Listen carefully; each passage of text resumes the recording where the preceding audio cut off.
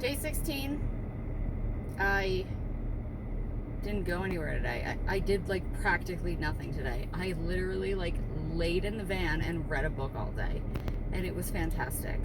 But now I'm going to, I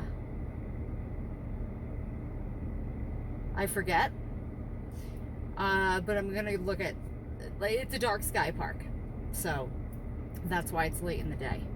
And I'm gonna stop at like some fossil place before that. I don't know. But Arches National Park, you need a pre-purchase ticket for, and they suggest you purchase these tickets 3 months in advance. They say they have last minute ones like available sometimes the day before or whatever. I couldn't get one, so I couldn't get to the park. But and nor can I tomorrow or the next day or the next day or the next day. So, oh well. I really just want to see the skies out here, right?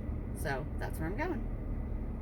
Okay, so apparently this place is insane. I have to turn left onto North 100 West, and then turn right onto West 100 North. Okay? If I didn't have GPS, I mean, like, what is that? West 100 North and North 100 West. I don't even understand. Yeah. And now, crazy. I'm sorry, but I hate everyone in Utah parks. I have, like, when I went to Zion, they were the rudest people, the most unhelpful, rudest people that I had come across. And then, at this state park, I don't know what's wrong with people. I like, it's crazy, and it just puts me in such a mood when people are just ugh. And I even like, I ate at a restaurant last night. The servers were in terrible moods. I went to the fossil place. The tellers there, or whatever you want to call them, just horrible moods. I don't know if it's horrible moods or that's just how the people are out here in Utah. God, like, I hope when I go up to Salt Lake it's different. Southern Utah, middle Utah, all this crap, it's just the people are, like, I'm not going to judge it off a tourist or anything like that. There hasn't been a problem, like, with the people that I've ran into, but the people who work in Utah are just, they're horrible. And like I said, this happened when I was in Zion in January, and now it's happening again. I don't know. This, like I said, it feels very strange to come here to watch the sunset and then see the sky at night. Like, it's just weird to go to a park for that. But that's what I'm doing. And hopefully I just won't run into any other people who work here. I don't think I will. So, but yeah, Utah parks, like, just don't talk to anybody.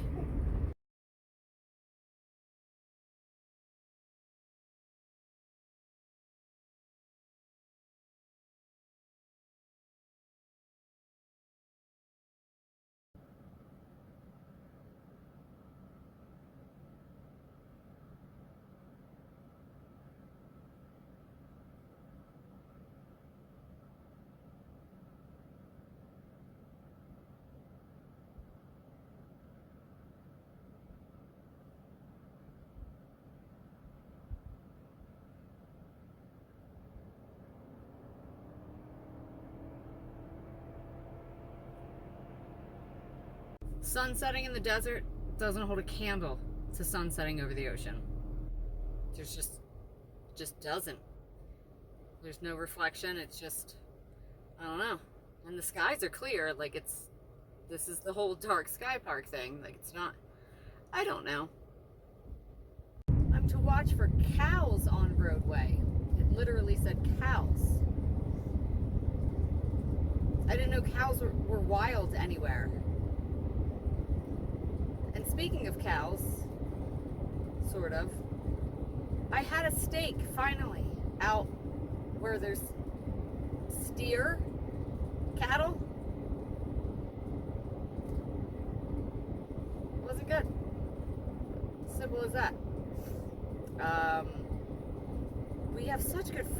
Northeast. I mean, ugh. But yeah, I finally had my steak and I was like, oh, no. So, I don't know. I'm gonna keep trying though. I don't know how I forgot to mention it, but I literally was like, no to the steak. I was at a bar and there was a guy sitting next to me who had a dog with him. Don't get me started. But I literally said to the guy, I was like, you want to give your dog my steak? I don't want it to go to waste. So yeah, I literally gave the guy's dog the rest of my steak. That's how bad it was. Dog seemed to like it. Good morning, day 17. I'm headed to Salt Lake. My buddy who I went to school with, take the next left onto North Main Street. Lives there. So he's going to show me around some things, which is very exciting. And otherwise, yeah, I was just talking to like a, I don't know, 80-year-old man, my wheelhouse, old men, for like, I don't know, 20 minutes. There's so many people around here.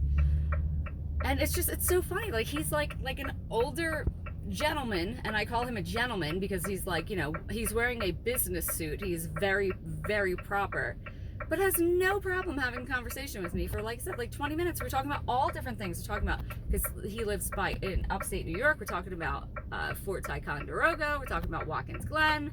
And then we started talking about Star Trek. And it's just, I don't know. Like I said, I find it very strange when people don't talk to me, because yes, I am a very interesting presence, but at the same time, like I said, if it I'm like an old-fashioned man. He was talking about he needed paper, whatever, and finds joy in talking to me, then everyone should. That's my point. Like I said, the Mormons got down with me. Either way, headed to Salt Lake. One interesting thing about the desert that I always knew, but I didn't really like whatever, is that I did not experience when I was out here in January and February, is the temperature difference between the morning and the afternoon and evening. Like, you're talking in the 40s, you know, at 9 a.m., and then in the 80s by noon, which is crazy. Because when I was out here before, it was like 20. And the thing is, here's my thing. If it's below 60, I don't care if it's 55 or 2. Because cold is cold to me. Like, it's not like, ooh, it's extra cold. No, if it's below 60, I'm cold. If it's 20, if there's a wind chill of -4, same difference to me if it's 50. I don't understand why, but that's how I am. If I'm cold, I'm cold. So I didn't notice the temperature shift, and maybe there isn't so much of a temperature shift, you know, in January and February. But like I said, you get up in the morning, it's I don't think it was actually freezing, but 40s, you know, close to it. And like I said, it's almost 90. Like, it was 84 degrees yesterday, but the low was 41, I think it was. I don't know. So point of the story is, that's really interesting because, you know, you hear about it, but we talk about the weather shift in Pennsylvania with all the different things, and, you know, oh, do I wear my jacket today? But no, here, you're wearing sweatpants and fuzzy socks and jackets and bundled up in the morning. And not like, you know, 6 a.m. when the sun comes up, like 9 a.m. And then by noon, you're in a bikini laying at a pool. It's crazy, but interesting as well. I forgot to talk about littering signs. In California, their sign says littering $1,000 fine. That's it. Just tells you the fine. Now where am I? Utah, the fine for littering is $100. Utah is so much more nature-y because it's like desert and stuff, and their fine's $100.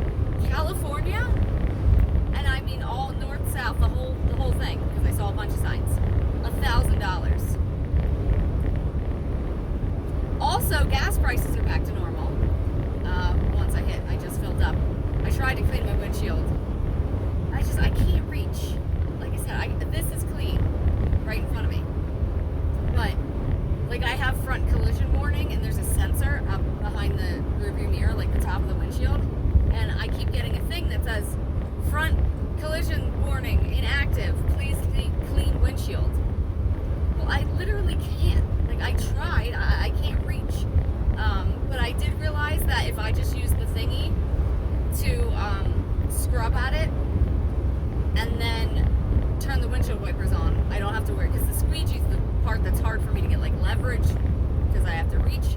So I am getting better at cleaning my windshield, but like oh, there's some clouds over there. A nice rain, some nice heavy rain would be lovely right now, because I'm not about to go to like a car wash. Maybe I need to drive up to Seattle where it's raining. Who knows? I know I'm going to be out of the desert in a couple hours. Maybe it'll be raining. New landscape. And with the fall color change, the orange dotted everywhere is incredible. It's incredible.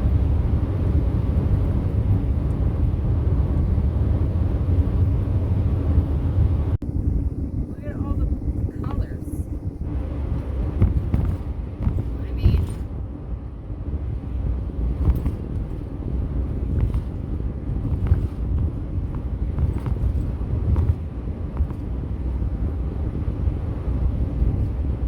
not what I think of when I think of Utah.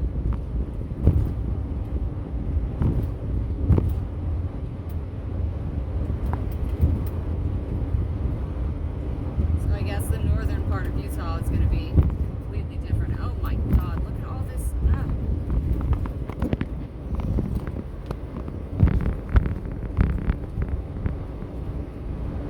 All that yellow, orange.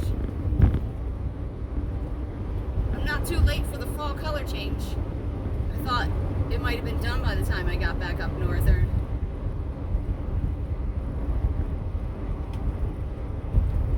Wowzers. On the side of the road, there was an RV pulled over, and I was like, what kind of animal do they have?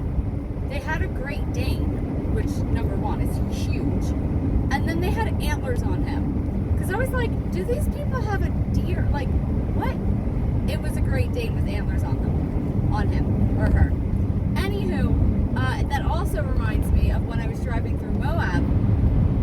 There was a guy with a little dog following him, and I was like crossing the street, and I was like, hello, can you have your dog? Like, it wasn't on a leash, and it was like a good 10, 12 feet behind him when they were crossing the street, and I was like, that's like very unsafe to not have your dog on a leash.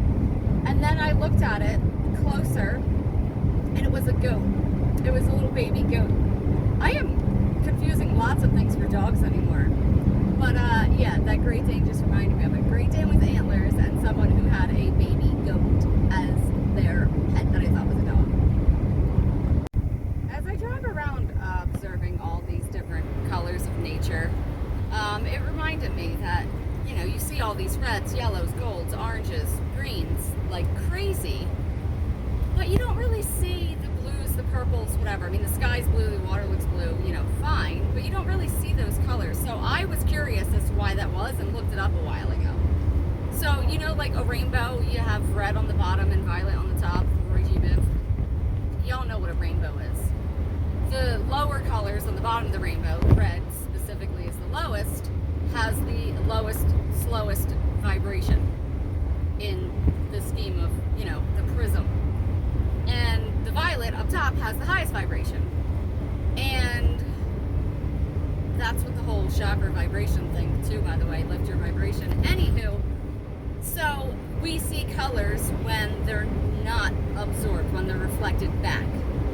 So if we see something that's red, the red is not absorbed and reflected back to us, so we observe it as red. And that's because the lower vibrations are harder, well, I should probably say this, the higher vibrations are very easily absorbed. Violet, very easily absorbed. So you don't get a lot of reflection back with violet because it gets absorbed. So that's why we don't see those higher spectrum colors in nature as much as the lower ones, because they're very easily absorbed. And since I said that and I'm talking about chakras and, raising your vibration and stuff, what do you think that means? The higher vibrations are more easily absorbed. Be higher vibrating, people. You will be more easily absorbed by those around you, not reflected back, okay? But yeah, so seriously though, that's super interesting about nature that, like I said, you don't, just like blue flowers, purple flowers, you don't really see them that much. And yeah, that's why. Interesting. On the 15, this HOV lane allows motorcycles. Definitely not two people on a motorcycle, but I feel like that's safer, so I like that. Thank you, Utah, and the 15 in this section. There was just a billboard on the side of the road, and for easy plumbers. So obviously I read the plumbing ones, because why not? It said, voted #1 plumber by your mom. Maybe I'm just not mature enough, but that was hilarious. So a billboard for colorscriptures.com. I think they were trendy colored books of Mormon. Like, I think that's what it was. What is that? That's got to be the temple or whatever. It's a gorgeous building. I mean, it looks like a church, but it's not a church because it doesn't have a cross on top. I think that might be a Mormon temple. Well, it's beautiful. I'm in. I don't know what town this is, but I think that's what it is. Anyway, colorscriptures.com. Check it out. See if that's in fact what it is. Matchmakingsaints.com. A new way to love. I think I love this area. Okay?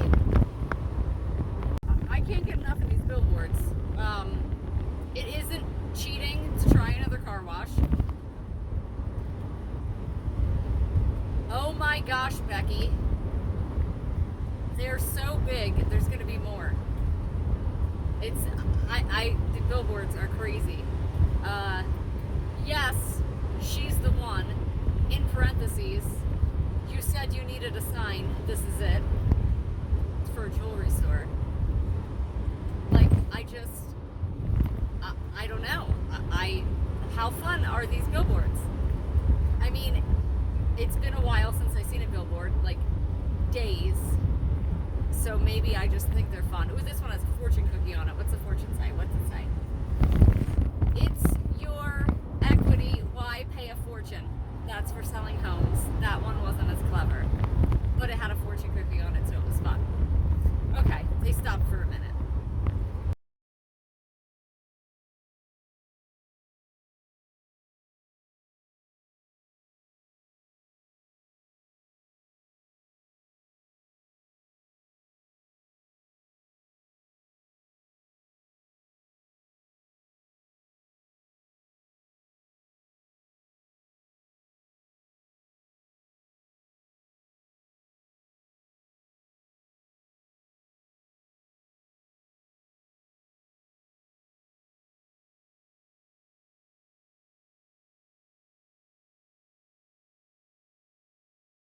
Okay, so I'm in a car now, which you can see, it's not my van. That's because I'm with Ian, so we're going to say hi.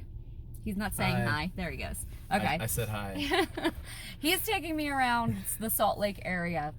And you know how I was complaining before about the fires? There's a sign here that says, managed fire, do not call in. So thank you, Utah, for telling me that this fire is not out of control.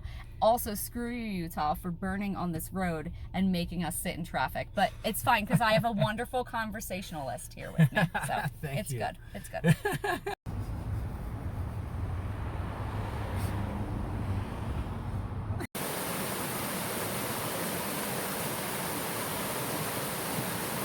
Guys, I'm in a fancy restaurant and I'm eating buffalo, venison, and elk, and it's delicious. Elk is my favorite. I think it's a venison. Oh, elk is my favorite. Elk is number one, venison Elk number is number two. one, venison number two, buffalo number three. I am eating like a $75 plate of meats right now. So, yes. Go try some elk.